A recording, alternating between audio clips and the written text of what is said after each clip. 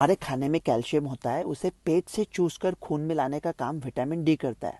अगर vitamin D की कमी है तो बदन को कैल्शियम चाहिए, मतलब चाहिए।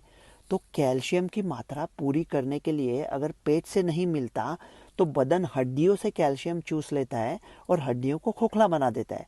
उसकी वजह से बुढ़ापे में फ्रैक्चर का मौका बढ़ता है और बचपन में ग्रोथ के साथ दिक्कत आती है। तो ये विटामिन डी आता कहाँ से? 10% हम मुंह से खाते हैं और 90% त्वचा में सूर्य प्रकाश के साथ खुद बनाते हैं। तो फिर क्या दिक्कत है? भारत में सबको सूर्य प्रकाश मिलता है? नहीं, 3 प्रॉब्लम्स है। पहली बात यह है कि अमीर लोग और मिडिल क्लास लोग आजकल एयर कंडीशन ऑफिस में बैठे रहते हैं। दूसरा बात है पोल्यूशन।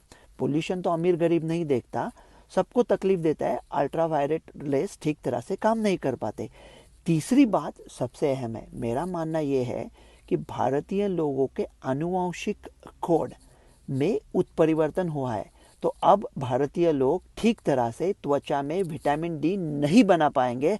बहुत तकलीफ होने वाले हैं, लाखों करोड़ों केसेस आएंगे।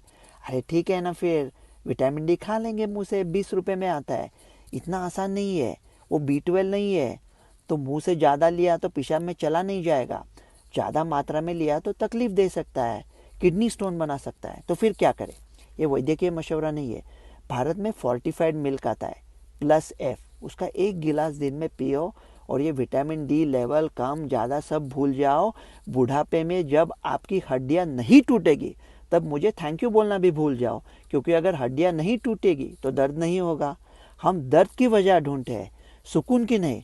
तो आप दूध पी नहीं सकते, ठीक है, मच्छी में होता है, अंडे में होता है, आमंड मिल्क में होता है, सोय में होता है। आप कह रहे हो कि आप गरीब वीगन हो।